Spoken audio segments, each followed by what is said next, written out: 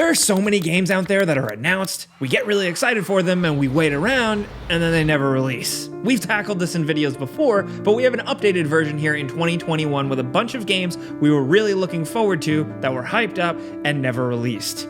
Anyway, let's get started off with number 10 and talk about Pirates of the Caribbean, Armada of the Damned. We're big fans of pirates in general here at gameranx, and seeing this one get canceled actually hurt us to our core because it looks kind of like Fable meets Pirates, which, if you ask us, is a perfect combo. This was set to take place before the events of the first movie and seemed to be genuinely removed from it with all new characters and story. The only thing it seemed to really share with the movies was, I don't know, the Caribbean. So in it, you played as Captain James Sterling, who was captain of the ship the Nemesis, and you traveled the seas doing pirate stuff to try and make a name for yourself. There was going to be ship combat, which, I mean, like, obviously what you expect. There's footage of you running around in a spooky pirate cave and fighting a big crab man. It looks like you were able to customize your ship and your pirate man and make decisions and basically choose if you want to be a good guy pirate or like an evil demon pirate. And honestly, all this looks so cool, and it's such a bummer that it was canceled. Propaganda Games lost a lot of its staff due to restructuring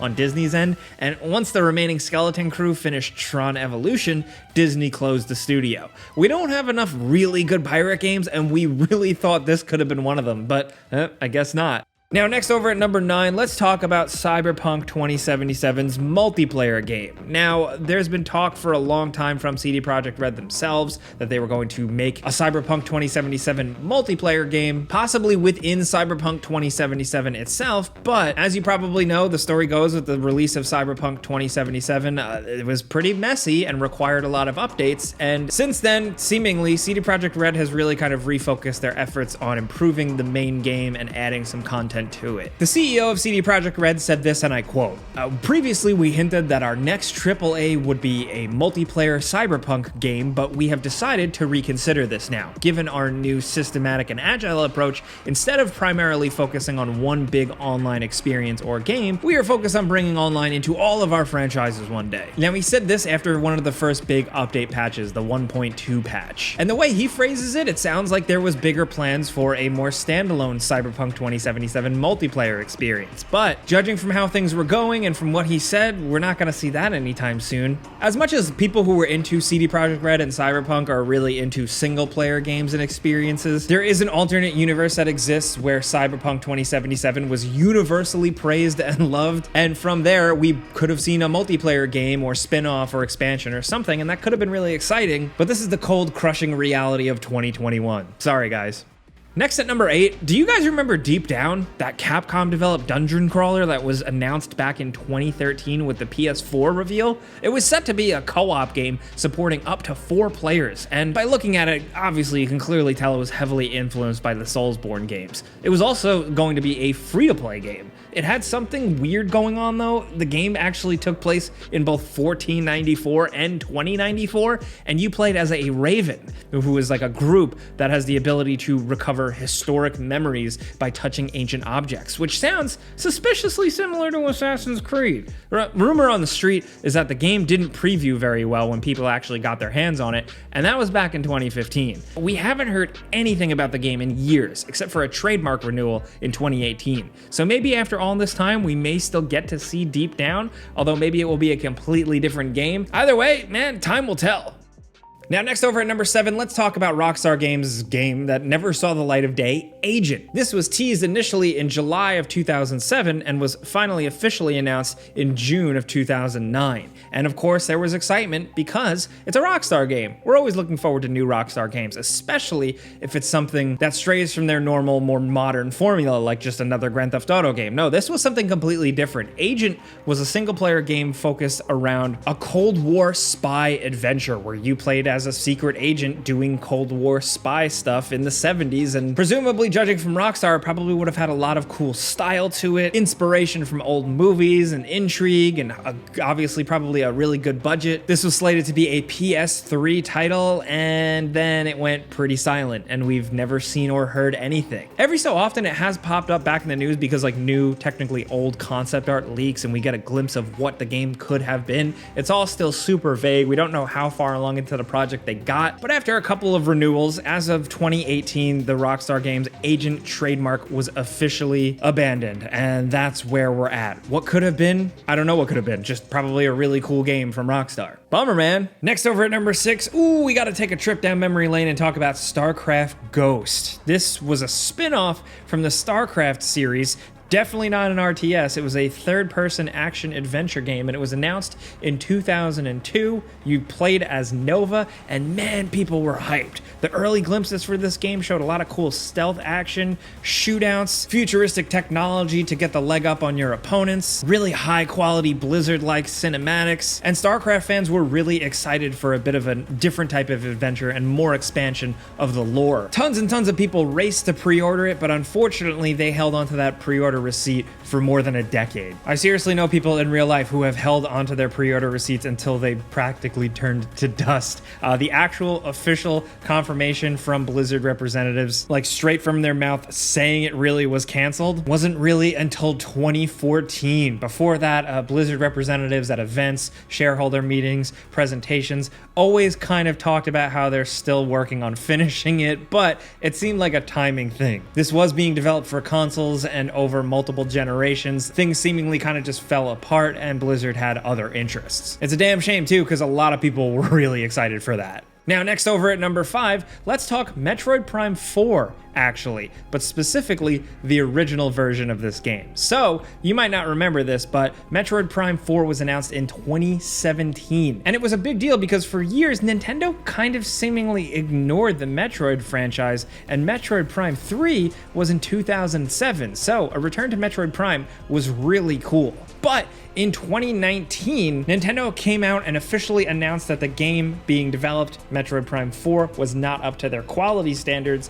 so they completely scrapped it and started from the ground up with a new developer. This time, Retro Studios, the guys behind the original games, which actually makes sense. It's like, what were you guys doing before that? And that's really our biggest question.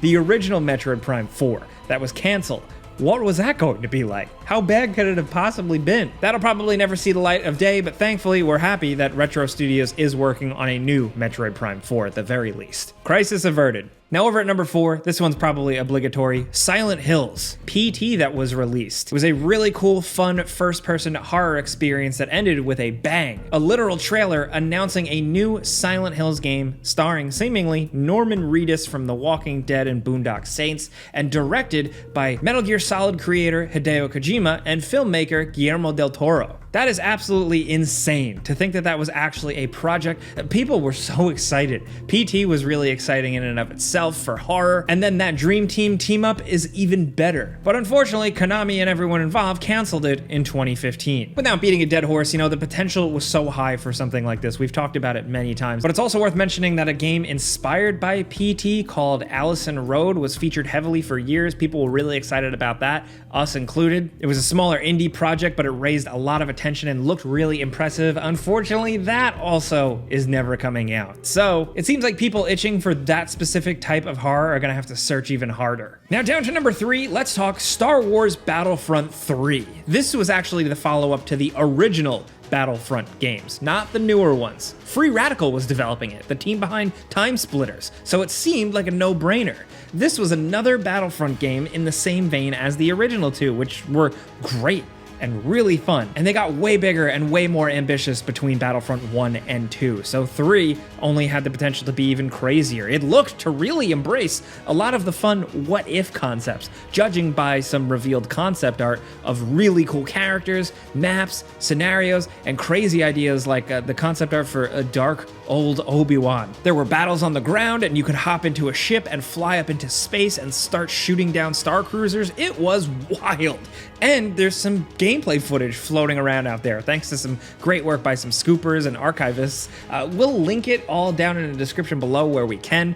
It seemed like it was really far along and would have been an OG Star Wars Battlefront fan's wet dream. But unfortunately, it was confirmed as canceled by EA in 2008. Now down to number 2, Amazon, most recently, doesn't have the best track record with video games. I mean, just look at Crucible. New World could be good, but as of the time of making this video, we haven't seen enough of it yet. But speaking of Crucible, another unfortunate cancellation from Amazon was the Lord of the Rings MMO. Originally set to be a free-to-play title coming in 2022, and was being developed alongside Leiyu Technology Holdings Ltd. Apparently, according to some reporting from Jason Schreier over at Bloomberg, there was some contract issues between Amazon and Tencent that led to the cancellation. There honestly just isn't too much info about the game or the cancellation, but really a new Lord of the Rings MMO would have been really fun to check out. That world is begging for stuff like that. We've had some great Lord of the Rings big adventure type things before that came close to something like this, but with Amazon money and actual competent development, it could have been cool.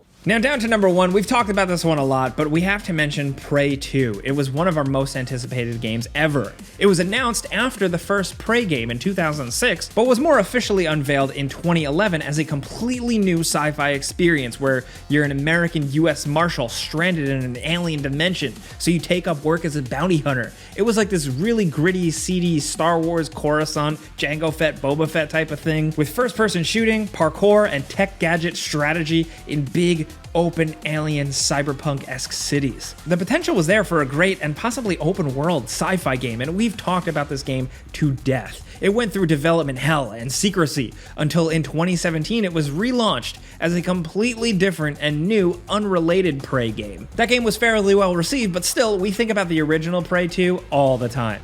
But like we said, those are some hyped up games that were never released. Now, we've talked about many other ones in other various videos like Scalebound and stuff like that, so we want to hear your suggestions down in the comments. What games that never released were you really excited or hyped for? Let us know anything you want down in those comments. We want to hear from you guys. If you enjoyed this video and had some fun with us and maybe learned something, clicking the like button is all you got to do. It really helps us out. And if you're new, consider subscribing, maybe hitting that notification bell, because we put out videos every single day.